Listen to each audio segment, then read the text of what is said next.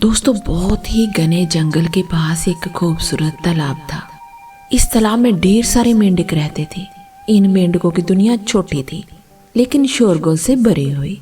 हर रोज कोई ना कोई ताना, कोई मुकाबला, कोई छलांग, यही उनकी जिंदगी थी। उन्हीं में से एक छोटा सा मेंढक था जिसका नाम था डमरू। बाकी मेंढकों के मुकाबले वह ना तो बहुत ताकतवर था और ना ही उसकी छलांग बहुत ऊंची थी, लेकिन उसकी सबसे बड़ी खासियत थी उसका सपना। वह हमेशा कहा करता था, एक दिन मैं सबसे ऊंची पहाड़ी की चोटी पर चढ़ूंगा। तालाब के बाकी मेंढक हंसते थे। अबे ओ डमरू, तू तो ज्यादा देर उछल भी नहीं सकता, पहाड़ी चढ़ेगा, सपना देख रहा है। मगर इतना भी नहीं कि मजाक बन जाए। गोलू हंसता और चुपचाप अपनी तैयारी करता।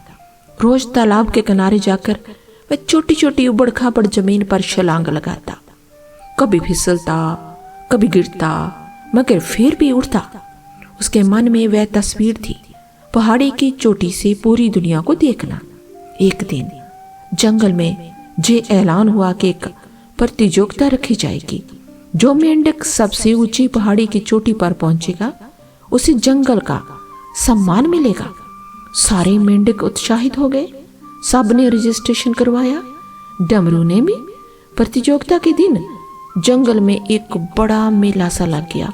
पक्षी, बंदर, लोमड़ी, हाथी सब दर्शक बने हुए थे।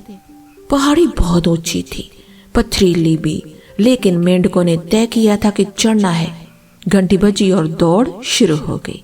जैसे ही मेंढक चढ़ने लगे, नीचे खड़े दर्शकों में से आवाजें आने लगी, अरे ये पहाड़ी तो बहुत ऊंची है, कोई नहीं पहुंच पाएगा, सब नीचे गिरेंगे। देखो वो हरा वाला तो पहले ही फिसल गया। सच में कई मेंढक आधी चढ़ाई वो भी नहीं पार पहुंचे। उनके पांव कांपने लगे, सांसें चढ़ गई और सबसे ज्यादा वो नीचे की आवाजें उनके मन में घर करने लगी।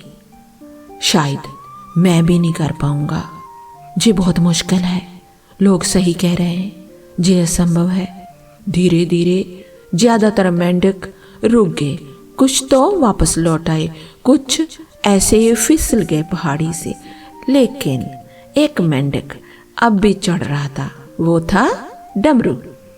उसके पांव जरूर कांप रहे थे, उसकी सांसें भी तेज थी, लेकिन उसका ध्यान सिर्फ चोटी पर था। नीचे खड़े लोग अब डमरू को देख रहे थे। अरे जी कौन है? अरे ये तो वो डमरू है जिस पर सब हंसते थे। लगता है आज पागलपन में चोटी पर पहुंच जाएगा। कुछ मजाक, कुछ ताने, मगर डमरू बिना रुके आगे बढ़ता गया। आखिरकार सबको चौंकाते हुए डमरू पहाड़ी की चोटी पर पहुंच गया।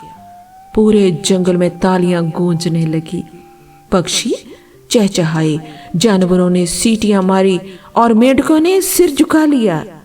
जब डमरू नीचे लौटा तो एक मेंढक बोला, भाई तू कर कैसे पाया ये सब?